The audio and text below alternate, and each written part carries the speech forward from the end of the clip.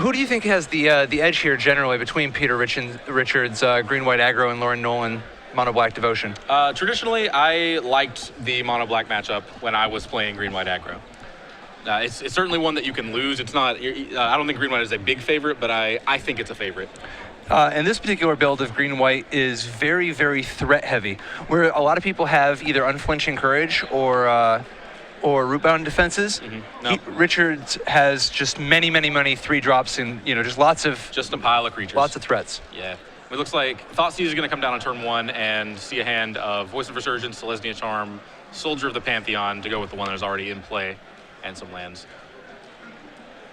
And he's going to take the Voice, which makes sense. He's going to take basically the only one that he would have to deal with twice if he allowed it to resolve. Yeah, plus there's even the possibility that Peter Richards doesn't want to lead with his other Soldier of the Pantheon for fear of a Bile Blight. Yeah, now given that that's the only creature he has available other than a 2/2 Knight from Selesnya Charm, he may go ahead and pull the trigger on that, although it looks like with that untapped land, he drew a Fleecemane Lion, so that solves that problem. If he hadn't found a 2-drop that turn, I would have probably leaned towards just using the Selesnya Charm to make a Knight rather than, again, as you said, playing into Bile Blight. Absolutely, which isn't any more of a clock against Lauren. But it does decrease his options so that if Lauren ends up drawing a Desecration Demon, he would no longer have the Selesnya Charm. It lets Peter use his mana a little more effectively as well. Absolutely. Making sure that he actually uses it, spends his 2 mana on turn 2 to cast a 2-drop.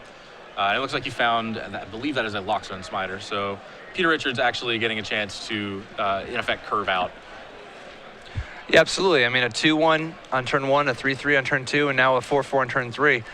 He's putting some serious pressure on Lauren, and even though Lauren is killing a creature each turn, he's getting bashed for progressively more each turn. Now Lauren is getting a chance to respond in turn. He's using his mana of his own pretty effectively as well to cast removal spells, but that's the key in this matchup for green-white, is just having a creature on board and attacking ahead of the black player's removal spells.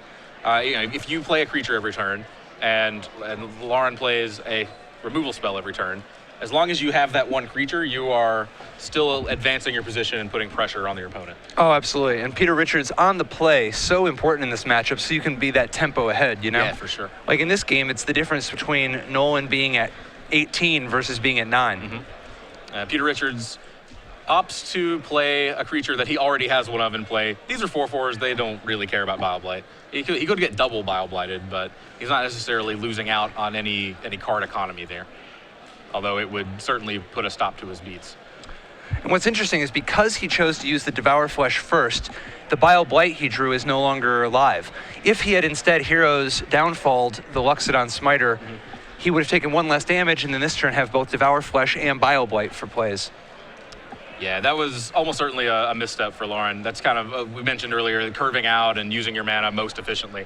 If he had spent all of his mana on turn 3, actually cast the removal spell that cost 3 when he had exactly 3 mana up, so that he could play the 2 removal spells that cost 2 when he has 4 mana up, he would be very much in this game. Again, this game's not over, but he is on the back foot, and he does not necessarily need to have been.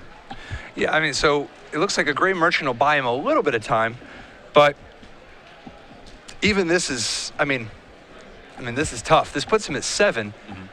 The Selesnya Charm in his hand could threaten to knock him to 1 by pumping the Smiter, or just by attacking. Likely, though, he'll just hold it. Yeah. Now, if he attacks with both of his creatures, the kind of obvious block for Lauren is to stick Grey Merchant in front of the Soldier of the Pantheon. If that happens, Peter cannot actually pump the Soldier with a Selesnya Charm. Protection from every color, or multicolor. Well, from multicolors, yeah. Or every color as long as there are 2 of them. Oh, this is going to be bad. That doesn't work that way. Well, yep. Yeah, it looks like... Okay, so we're going to have to... And there we go. Yeah, the spotter catches it quickly. I got the good news and the bad news. The good news is you still have your health. The bad news is you no longer have your Soldier of the Pantheon. Yep. Although, to be fair, that's not the worst spot anyway. So we're backed up. That was just not a legal play that Peter could announce. So we basically just rewind to after blockers were declared. But this is a potentially very, very, very bad, I guess, weakness, so to speak, or a little bit of a problem, because now if he throws down the Boon Satyr, he doesn't even have, he has one less threat to potentially get through. I mean, Nolen is not that far from actually stabilizing. These green-white aggro decks don't have a ton of reach. They've got some surprise fast, some flash creatures, but they don't really have any reach. They don't have any way to do that extra last couple points of damage if they run out of gas. Yeah, they basically have to rely on trample creatures to do that. So, like in this instance, Advent of the Worm kind of functions as reach, although it would probably draw a removal spell here. Well, you have to assume if you're Peter that it would draw a removal spell. But as it is, he's going to play the one flash creature he has access to. Well, he has two access to, but so he's 6 Boon Satyr, and in theory has lethal on board here with the Selesnya Charm. Oh, he didn't play the Voice of Resurgence pre-combat to punish this Bile Blight. That's definitely going to expose him. Yeah, now the real question is, does he... Well, Nolen can make blocks to make this a very difficult choice for Peter to make, but Peter would like to use the Selesnya Charm on his Luxon Smiter to play around Bile Blight as well. Oh, no. And it looks like Nolen's going to give him that opportunity, although his hand's still there. He's... Yeah, because if Nolen has the Mutavault block the Boon Satyr, the Selesnya Charm gets blown out by Bile Blight. Mm-hmm.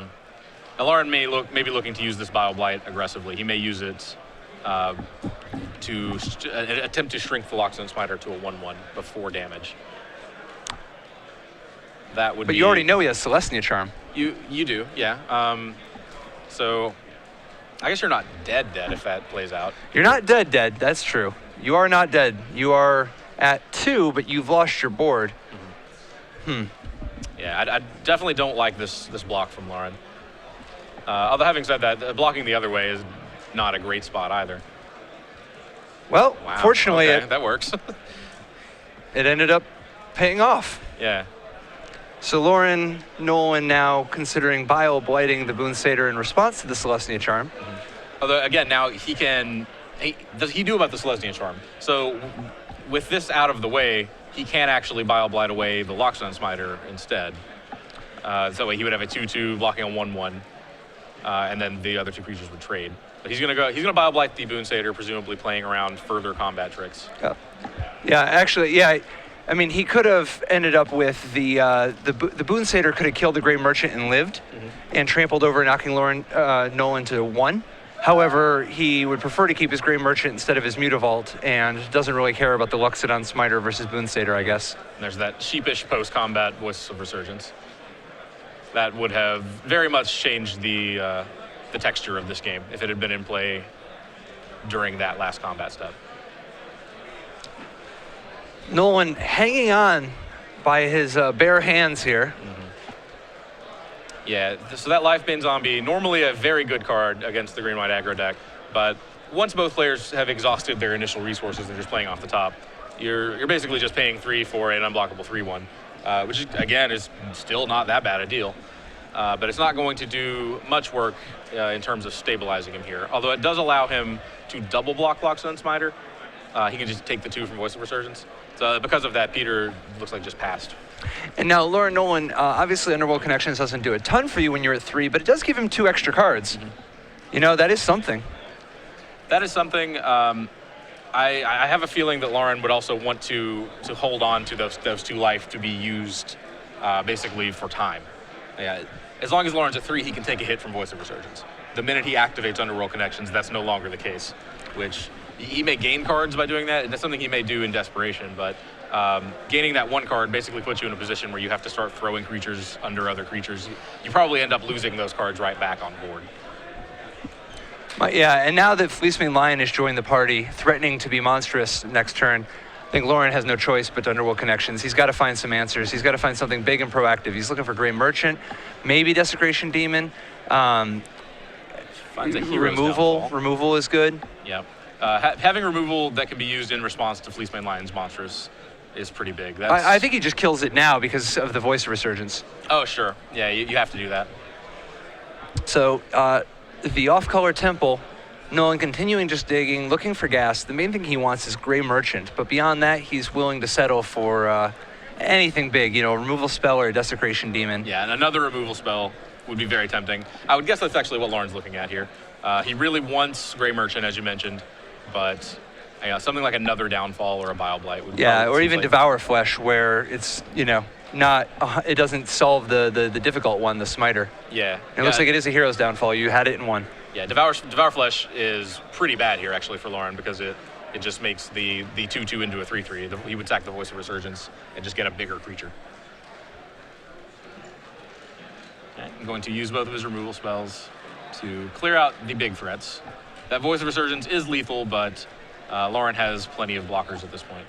When I say plenty, I guess he has. What do you think? Lifebane Zombie getting in there? Is it time to get feisty? Ambitious, but not unreasonable. Yeah, I mean, there isn't really a lot that could punish him here. I mean, Celestia Charm would eat the Gray Merchant, but that's true anyway. Celestia Charm does not kill you. Bigger pump spells like Boon Satyr really is the one to be afraid of. But even that you could block. Yes, that one eats the Gray Merchant, but you don't die because the creature doesn't naturally have trample. The draw step that would actually kill Nolen here would have been a Banisher Priest. Definitely. So that would have done it, or something with haste. Some people played Mistcutter Hydra in the main.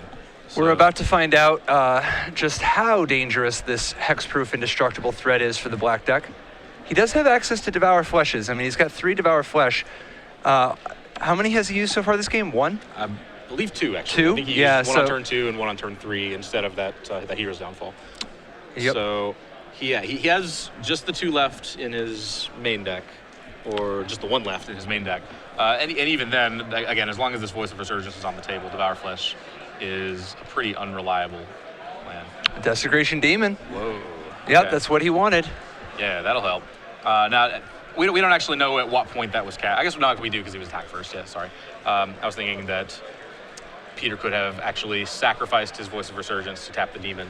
Oh, yeah. Nolen very wisely playing it after combat to not even give him the option. Peter just... Okay, so Peter is going to tap that demon, which means... This is on his turn, it looks like, so... He's got something. Getting in there with the Fleecemane Lion will I guess he can activate force a chump block from either the Mutavault or the Gray Merchant. Okay. And that, you're not going to win this game by sitting still. So he makes that attack. That's going to get rid of 1 blocker. Nolen has 12 damage to crack back with. The unblockable 3/1, the semi-unblockable 7/7 flyer, although, of course, Peter could feed another creature to it. And then another 2 points of power in the form of either Gray Merchant or Mutavault.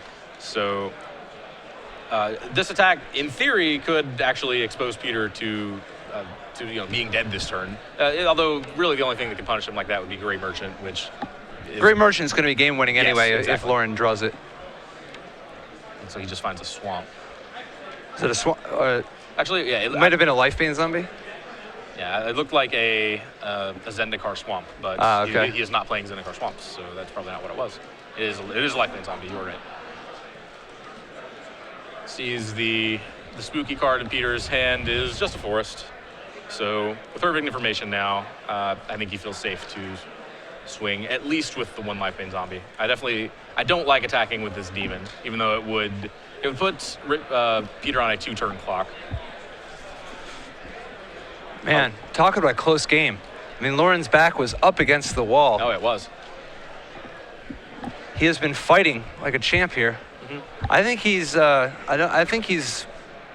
he's not going to settle for anything short of the trophy for this weekend. I got a feeling it's round 8 right now. It is. I got Nolen going all the way. Okay.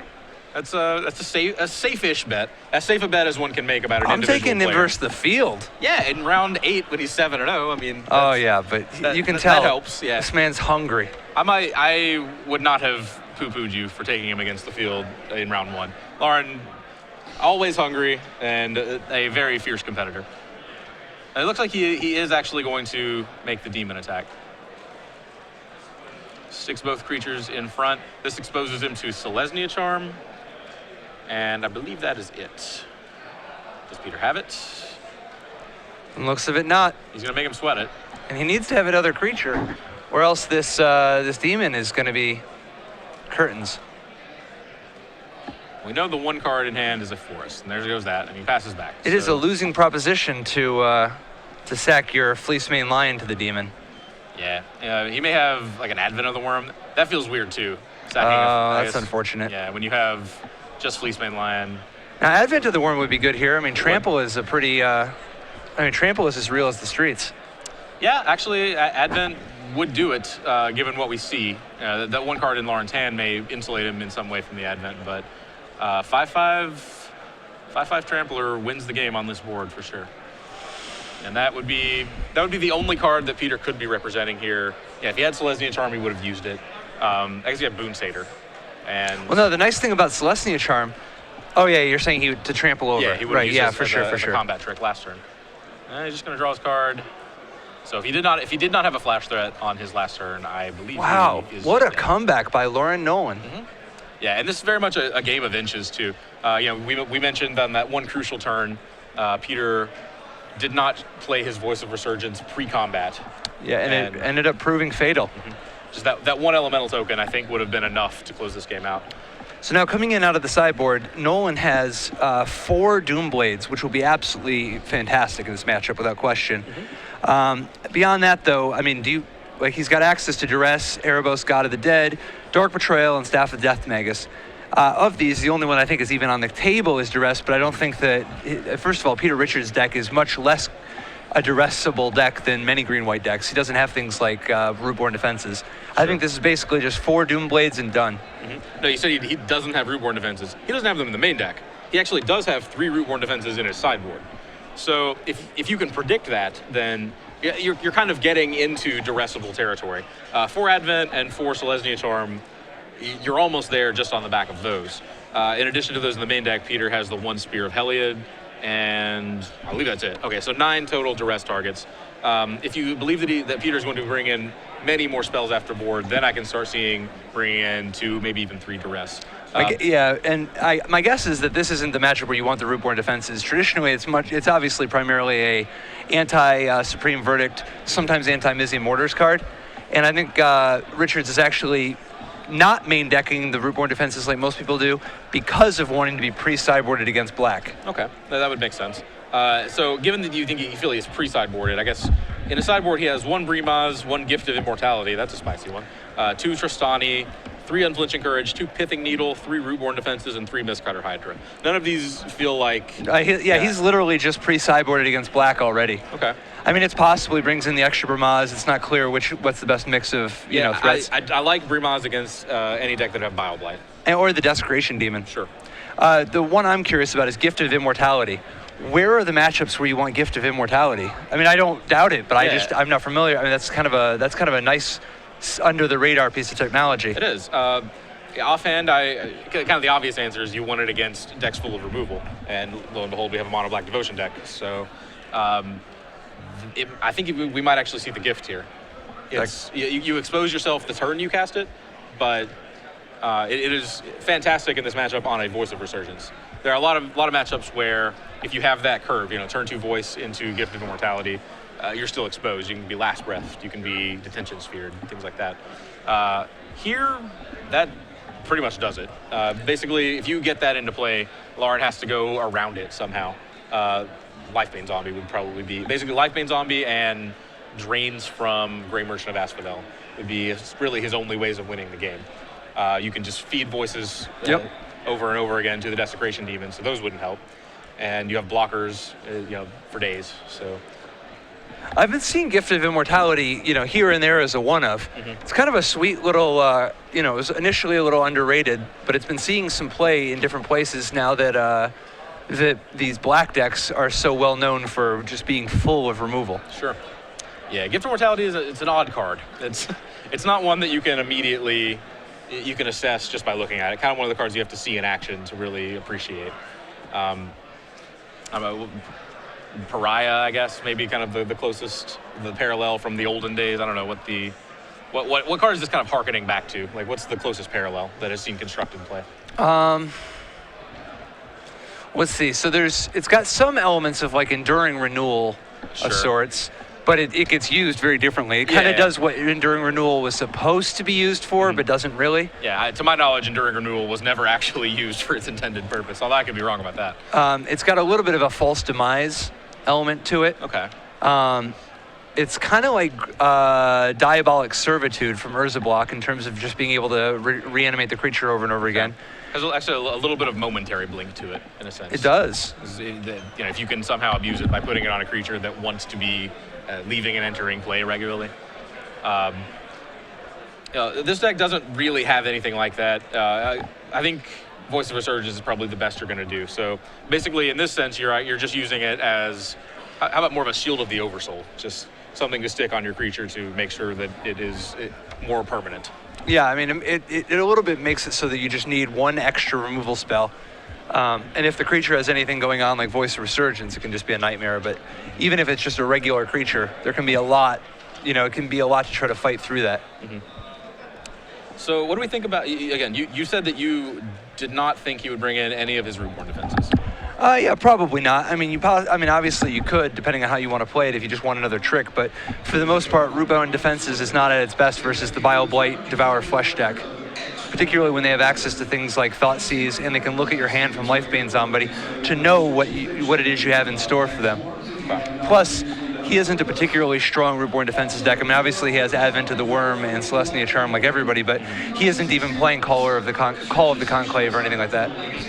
Yeah, he has 4 Advents, 4 Voice of Resurgence. And the Brimaz backdoor for carrying it all. 2 and presumably 3 Brimaz after board, and then the 4 Celestia Charms. So something like, let's say, a total of 15 possible ways, but several of those ways kind of require other things to go your way. Well, and just getting an extra 1/1 Vigilance is not exactly, make or break. Definitely. I think in order for Rootborn defenses to make sense in this matchup, you would have to be getting a solid card's worth of value out of the kind of the Ranger's Guile side of it. Just being able to blank a removal spell. We've mentioned Devour Flesh and Bile Blight. Those are removal spells that Rootborn defenses can't blank. Although post-board, Lauren is going to be bringing in all 4 Doomblades. So the removal speed gets a little more, it improves for Lauren, but it becomes worse against Rootborn defenses. It looks like Peter is sitting on 2 additional Soldier of the Pantheons this time to go with his 1 in play, and Lockstone Smiter and Boon Satyr to the other cards. Probably not going to take that Lockstone Smiter, huh? No, it's not a great bet. I mean, you can never be 100% sure. Now, none of these 3-drops he can currently cast, so it looks like he is just going to... What did we take here? Fail to find. What's going on? What did I miss? Okay. And he does choose the Boon Satyr. Okay. The more flexible option. Well, this was a real good draw by Peter. It really was, yeah. He gets in there with the Soldier, but he's got an Experiment 1 so that he can actually take advantage of his slightly awkward mana situation. Mm-hmm. Yeah, he was missing the second white source to be able to curve 1-drop into 1-drop, 1-drop. But then he found a green 1-drop, so now he can do that. And in addition to that, he gets to then play, if he hits his land, his Lockstone Smiter, which turns the Experiment 1 into actual Wild Nacatl, as in comes into play and attacks as a 3/3 the very next turn. So yeah, this draw could really just get out of control. Lauren really hopes to have a Bile Blight to kind of stem the bleeding here. Yeah, I mean, Richards doesn't know it, but Nolen does not have access to Drown in Sorrow, like so many black decks. Mm-hmm. That's becoming more common, it seems like. Right, when Born of the Gods was first standard legal, it was kind of assumed that Bile Blight was going to, or sorry, not Bile Blight, Drown in Sorrow was going to be a standby in Mono Black Devotion. I know in the first couple weeks, several people were playing it in their main decks, and that has the main deck, Drown in Sorrows, they went away quickly, and actually at this point, some people are cutting them from their sideboards as well. Some people, including Lauren Nolen. So plenty of options. The question is, which removal spell to start with? It's like going to make use of his mana this time. And it looks like he does have a Duress. Okay, so he did choose to bring in those Duresses. And kind of, as you said, it was a little questionable given what we saw in Peter's main deck anyway. It just comes down to how you want to play it, though. Mm-hmm. And you don't always need 4 Duresses. It's possible he just had 1 extra Duress because he just wants to, like for instance, he obviously doesn't want Nightveil Spectre in this matchup. Sure. Well, having said that, it is not. There are several spots where Nightveil Spectre is better than Duress. This is not one of them. But yeah, duress kind of at its worst here. Lauren being on the draw and with a very aggressive draw from Peter. Anytime that, I mentioned earlier, like Peter, the key to the game for Peter is to get out on board ahead of Lauren's removal. Anytime Peter gets out on board and Lauren has spells in hand that don't kill creatures, that's a kind of an odd feel-bad moment for Lauren. Like, I would guess that even though the duresses get better on the play, I might see Lauren board them out after this experience. Yep. So Peter going to keep swinging. Lauren now on a 1 turn clock against either of these creatures, so needs to find blocker plus removal, 2 removal spells, or now 3. So, wow, Ramaz is a total nightmare for Lauren Nolen here. Mm-hmm. Yeah, Bioblight would have pulled him out of it on its own, but he needs Bioblight plus something else to deal with that Ramaz. So we're on to game 3 with Peter Richards tying it up 1-1. A very aggressive start right there. I mean, that was impressive. Yeah, sure. And that's how Green White draws it up. That's exactly how he wants his deck to play out every time. Oh yeah, I mean it's like kind of a laundry list of efficient threats and just sort of I don't have any reactive cards. I can't get stuck like some of the matches we saw earlier today where the aggro deck draws an ultimate price or draws a searing blood or something. In this spot, I can't. There are no wrong threats. I'm just going to keep presenting more and more and more threats. Yeah, the actual only answer in Peter Richards' main deck is Force Lesnia Charm, which happens to be able to attack for 2. Exactly. Every card in his deck attacks for 2, with the attacks except the one Spear of Heliod, which is often a haste creature anyway because of it increasing the strength of the other creatures. It enables you to attack at the very least. And then after board, nothing much changes. Yep, and it looks like Lauren Nolen is sideboarding slightly different. My guess is that Duress slides right out of his deck. Yeah, against the Advent of the Worm deck, Duressing an Advent of the Worm, that's a big play. That's nice. Yeah, but certainly those spots there where, Lauren's deck full of you get kind of more powerful cards as the game goes long or even goes middle, so to speak. But you have to get there, and it's very important for all of Lauren's cards to interact efficiently, even within the first couple turns. Yeah, absolutely. I mean, Lauren's he can't keep falling behind. I mean, the big turning point for him is whenever he can make 2 plays in the same turn, or if Richards ever goes a turn without making another play, because Nolen's kind of doomed to being 1 step behind for the first 4 turns of the game. And that's really the turning point for him that he's looking for, is a spot where Richards misses a drop or Nolen can play 2 in 1 turn. Yeah. And the way this matchup plays out, actually, it usually that spot presents itself for the mono-black player when Green-White stumbles because of its mana. Kind of the problem with these decks traditionally has been that you absolutely must have both of your colors on turn 2. You need them both immediately for your deck to do pretty much anything. All of your 2-drop threats they require green and white. You have an even split on your 1-drop, so you have a green one and a white one. And then as if that wasn't enough, you need double green on turn 3 for Boon Satyr and double white for Banisher Priest and Ramaz. Yep. So you actually, whenever you don't draw one of your 2 dual lands, you are short a color. Absolutely. And you're only going to draw one of your 2 dual lands, 60% of the time? Mm-hmm. 65% of the time. So it's like things are tight. Yes, they very much are. So like when you actually do, if you assumed that you were going to hit the right number of lands and that they made the right colors each time, then this green-white deck is absurdly powerful. But that's kind of the stopgap. Is the deck kind of has to mulligan more than it would like because it cannot keep, for example, forests, and 5 threats. You're right. So that's kind of the break that Lauren is looking for here, but it's not an unreasonable break to be hoping for. What do you think?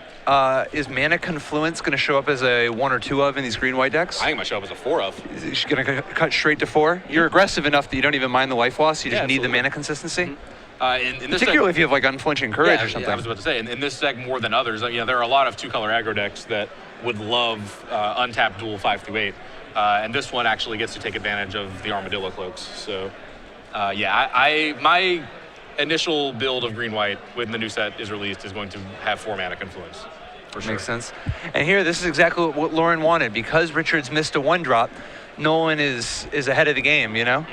Like, he was on the play anyway, and so Richards missing the 1-drop means that Nolen is actually ahead in tempo. And Lauren's going to play Life Bend, Zombie, and see 2 lands, Luxon, Smiter, Selesnya Charm, and a 3rd land, actually. Sorry. Yeah, my guess is, I mean, taking the Luxon on Smiter is real good here because this doesn't count as discarding. Yep, goes to exile, does not get it into play. It's actually the only target, so he would have to do that. Yep. Luckily for him, having to do that does not lock him in, do something terrible for him. So Peter does find another threat. This one's a very sturdy one. It's one that, again, Lauren has to answer twice. But kind of the damage is done here. Peter did not get a creature ahead of Lauren. And this is what Nolen was hoping for. A little bit more mana so that he can start dropping these Gray Merchants so that he doesn't actually have to deal with the Voice of Resurgence. Yeah, for sure. And given that he has those 2 Gray Merchants in hand, I think he is eager to race here. So that 3 damage, that's going to put Peter in range for the game to end much quicker than he could surmise. The passing with, when Lauren passes with 4 mana open, he has to suspect that bad things may happen to him. Although not on Peter's turn, given that he has that Voice in play. Yeah, I got to imagine he's expecting Nolen's hand to be primarily primarily removal and Gray Merchants. It's the only thing that makes sense in the spot, or land. Yeah, and it's likely that you can't necessarily put Lauren off of using a removal spell to just turn Voice of Resurgence into an elemental token. And it looks like, is that an ultimate price was the draw, I think? But he also has access to a Bile Blight. And Bile Blight will definitely help with the Voice of Resurgence situation if Nolen ever decides that he actually has to do something about it.